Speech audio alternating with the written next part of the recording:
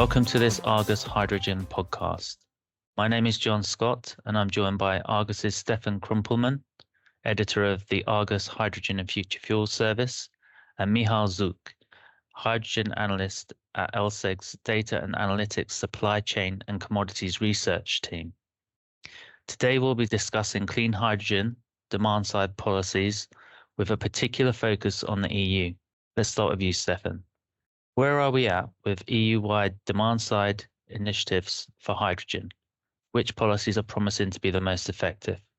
Yeah, thanks for that, John. Well, I think overall policy support globally has been somewhat lopsided towards the production side, really, whether we look at the US production tax credits, whether we look at the European Hydrogen Bank, India's site support scheme, and also Australia's tax credits that were announced just last week, and also Australia's Hydrogen Head Start program that's been running for a bit longer. And what we've really seen globally is industry participants calling increasingly for more focus on the demand side. And we heard that, for instance, last week at the World Hydrogen Summit in Rotterdam, where there was a really recurrent theme. Now, in the EU specifically, we have certainly seen quite a lot of policies aimed at stimulating demand. I would say they are primarily leaning more towards sticks actually than carrots, so really more towards almost mandates, obligations rather than incentives or financial support, although that's certainly there, and I'll cover that, or I'll come to that in a moment as well. But one of the key policies really is that revised Renewable Energy Directive RED III, where we've got targets for 42% of hydrogen use in industry to be renewable by 2030 across the EU, that is, and on a country level. But the thing with this is it still needs to be transposed into member states' national laws. So there's still a lot of uncertainty. So there's a policy there, there's a target there, but it's still quite unclear how we'll actually get there and how countries will make sure that they will get there. So, and what we could see eventually is really a patchwork of different policies to get to the targets. So targeted there, but what are actually going to be the policies that will get us there, or that will at least aim to get us there. And I think we've got other areas where we've got more certain policies, clearer policies, and that certainly helps. And one example there I would say is eSAF, so sustainable aviation fuels made from renewable hydrogen. And we're hearing quite often that this is in a way now one of the hottest topics in the hydrogen space at the moment, because for that we actually have very clear mandates, EU-wide mandates for and I think they start with 1.2% basically eSAF use in overall jet fuel use in 2030, and that would rise to 35% in 2050. And the thing with that is it's very clear who the obligated parties are, i.e. the aircraft operators will have to make sure that they've got this fuel supply. And it's also very clear what the penalties for non-compliance are. So, there's no element of having to transpose this into international law. It's just there, and it's very clear what the rules are.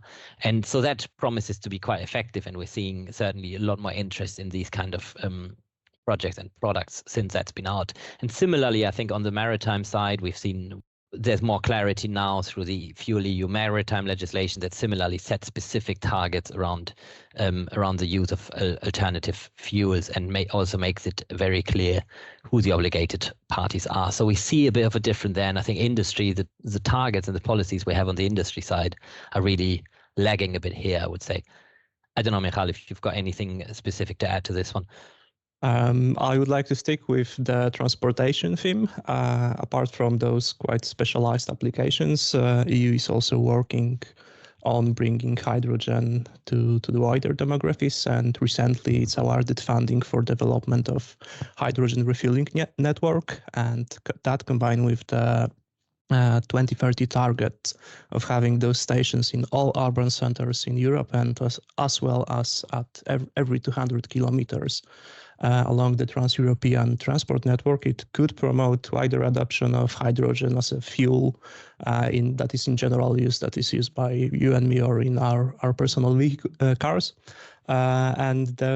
Also it aims to combat the main obstacle against intake of this technology, which is basically the non-existent infrastructure that currently pushes people away from purchasing those kind of vehicles. So there's quite a lot happening on an EU level. Is there anything that individual member states are doing above and beyond that? Yeah, absolutely. I mean, I think one of the, I would say, kind of leaders in that area in the EU specifically is Germany, which has really launched quite a few plans recently to stimulate demand, and one of the key examples here is the carbon contracts for difference scheme, through which Germany will subsidize large industrial consumers of fossil fuels to basically switch to either renewable electricity or renewable or low carbon hydrogen. And they launched a first round for that with a 4 billion euro budget not so long ago. And there's going to be another round launched later this year with an even larger budget. And in total, they're actually planning 4 such rounds. There's also Germany's power plant strategy, which foresees that where they will basically be tendering for new power plants to be built, gas-fired power plants that would have to be hydrogen ready. So again, also trying to stimulate hydrogen consumption in the power sector. And then Germany, and here also other countries, for instance, Belgium, France, and Spain, have actually given massive subsidies to the steel sector. That's mostly been capital cost support, primarily for building direct reduced iron plants that would in future use renewable or low carbon hydrogen. So really big sums going out there. I think ThyssenKrupp got over 2 billion euros here, for instance, and quite a few other companies as well. Now, it still needs to be seen how soon these plants will then actually really run on hydrogen, and in a way that kind of goes for some of these, for the power plant that I mentioned as well, that's also much more longer term, because for the steel, for the direct reduced iron plants, they will probably use natural gas in the beginning as an intermediate step. And, some have questions, will they ever actually really transition to hydrogen? And if so, when will it happen? But that's kind of a different topic, I suppose. And there are also other capex subsidies that are provided as part of the important projects of Common European Interest Program to different, also kind of smaller demand areas. And that is these are basically state funds that have been green-lighted by the European Commission. So yeah, certainly something happening there. I would still say it's probably still a bit lopsided towards production. More probably needs to be done to get off the ground. But yeah, certainly member states are doing a fair bit. Michał, again, maybe you have some points to add on this? Yes, thank you. So the thing with, like you said, Germany is definitely leading all the efforts here, and it's at the forefront of EU's hydrogen uptake. And apart from, let's say, internal efforts that are limited to the country or wider to the EU, Germany is also working hard to procure some of the hydrogen it will need in coming years from abroad. The main mechanism, the main platform that allows them to do this is the H2 Global Foundation that was started several years ago by the government.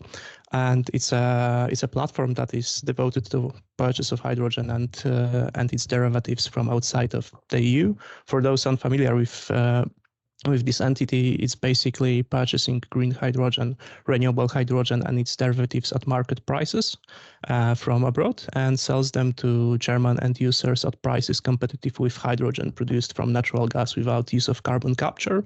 And the price gap is bridged by funding from the government.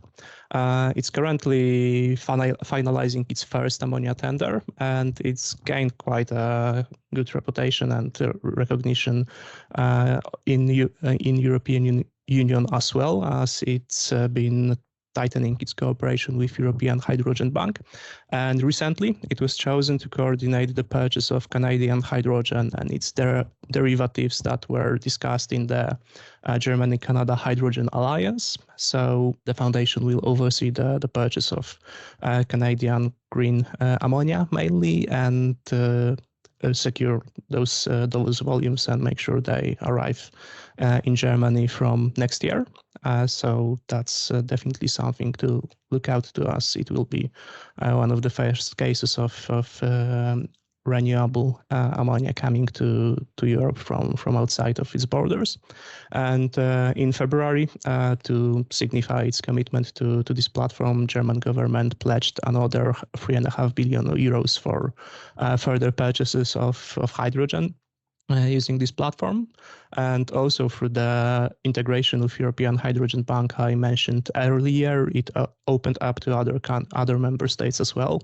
And currently Netherlands and Germany are in talks of carrying out another joint purchase round for procurement of green ammonia for the future use in their economies.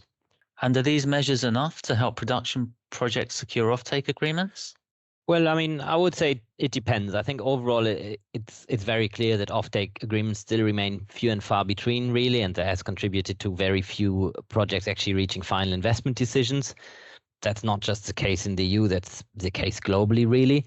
And part of the reason is in the EU, of course, as I mentioned, the RED 3 targets, for instance, they are very important incentives or very, very important or could lead to very important mandates that actually trigger a lot more movement in the sector, but they still need to be transposed into national law. And so at this stage, there's just very little certainty how individual member states will actually tackle this and what that will mean for individual companies, really. So far, it's not really moved the needle very much.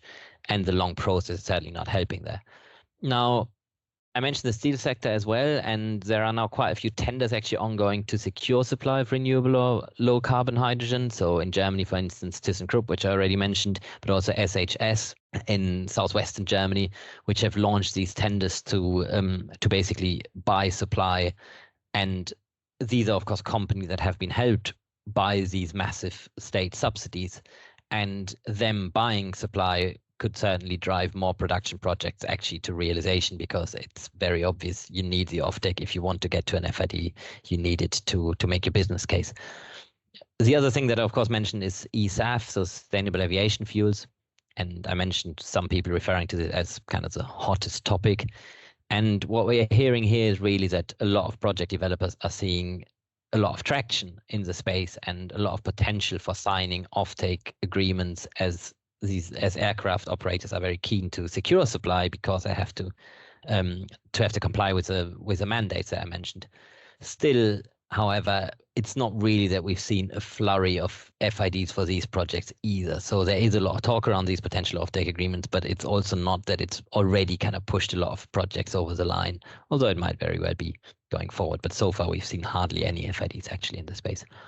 Now, there are actually also some very interesting initiatives by companies that are not immediately related to subsidy mechanisms or mandates. So one example, for instance, being TotalEnergies' tender for 500,000 tons per year of renewable hydrogen that it plans to use in its European refineries.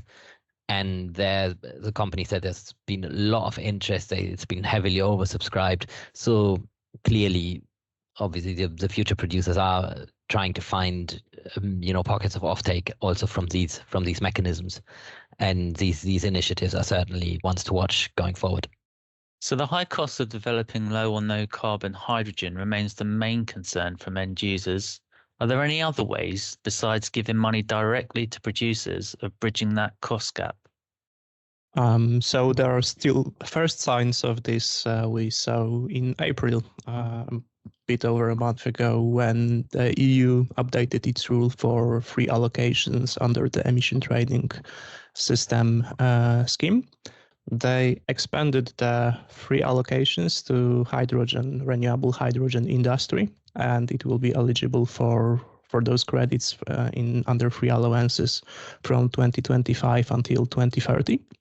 So the producers will be able to claim them and sell them, adding a new revenue stream, and it could potentially become another source of funds for their projects. And to the best of my knowledge, it's the first time the EU is not giving direct monetary support to either producers or end users, and it's certainly an interesting thing that we should pay close attention to in coming years.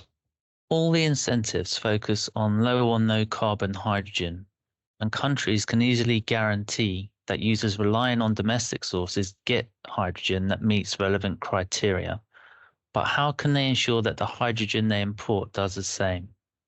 Again, as we already mentioned quite sometimes in this podcast, EU again paves the way here, and the main technique of ensuring that the hydrogen we import from abroad or its derivatives or products produced with its use such as iron, steel, or fertilizers is the carbon border adjustment mechanism, which will require importers of said goods from outside of EU to either ensure that they were produced in the compliance with EU's rules for emissions from industry, or cover those emissions by purchase of ETS credits. So it puts a pressure on the foreign producers to either comply with the EU's rules for emissions and thus ensure that whatever we import into Europe is of the same carbon footprint as what we produce here domestically, or risk dealing with the extra cost of their production due to need to purchase the ETS credits and risk being less attractive than the goods produced in compliance with those rules. And apart from like giving the stick that Stefan mentioned already, there is also, let's say, sort of a carrot there, because to help those producers, EU recently set up Certify, which is a body that is responsible for assessing hydrogen production projects for compliance with the rules of renewable fuels of non-biological origin that we have here in the EU. And it basically helps the developers targeting exports to Europe determine their compliance before starting the production of their plants. The Certify has already pre-certified several projects. The most notable one is Everwind's Point Tupper in eastern Canada, which is one of the projects that will be crucial for fulfilling the objectives of the Germany-Canadian Hydrogen Alliance at its early stages of the trade. So definitely a really interesting move from the EU, and it's also gained some attention from other countries such as Australia, which wants to introduce their own carbon border adjustment mechanism sometime in the future, and the updates on this are expected in the second half of this year.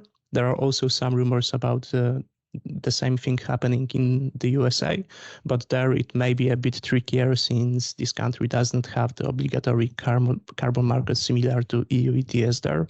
But still, as one of the biggest players in the hydrogen industry in the whole world, definitely we should pay a close attention to the developments there. What's happening on the demand side outside of the EU? Well, there are certainly some interesting mechanisms elsewhere too, and we've obviously focused really heavily on the EU there, but that's not to say that there are not things going on elsewhere. And I think besides Europe, really the one future demand center that everyone's talking about is Northeast Asia, so really Japan and South Korea. And there it's a lot about basically the power sector, so co-firing ammonia and hydrogen with coal and gas respectively in the power plants, and both countries have actually launched mechanisms to really support this. So for instance, in South Korea, we now have the clean power generation bidding market, and that's kicking off this year. So there are mechanisms there as well. In the US, we have a mechanism currently being developed to stimulate demand at the 7 selected hydrogen hubs that were actually picked at the end of last year. What we're hearing at the moment is that this won't actually be finalized until next year. I think the plans were earlier for later this year, but that's not really materializing from what we're hearing. And I think they set a budget of $1 billion aside for that, which is of course a sizable sum, but it also shows a somewhat lopsided focus towards production, because it is ultimately a relatively small sum compared with what's been earmarked for the hubs more broadly, which is I think $7 or $8 billion, and also for the production tax credits, of course, under the Inflation Reduction Act, which is going to be a much larger sum in general. There are actually also a few mechanisms that would have been probably quite interesting, that could still be quite interesting, that were under discussion, but that have to date not really come to fruition. So one example would be mandates for renewable hydrogen use in refineries and ammonia production in India. These plans have been under discussion for quite a long time, but have stalled. And that's really primarily because of industry opposition. So companies from the industries really convincing the government not to go ahead, at least so far. And the main reason for that is, and that kind of brings us back to that topic of,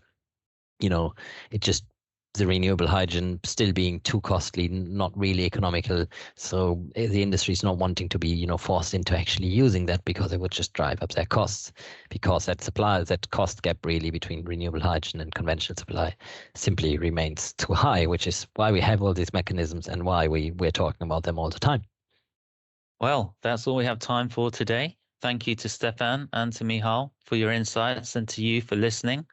For more information about the Argus Hydrogen and Future Fuels service, or to request a free trial, please visit view.argusmedia.com/AHFF.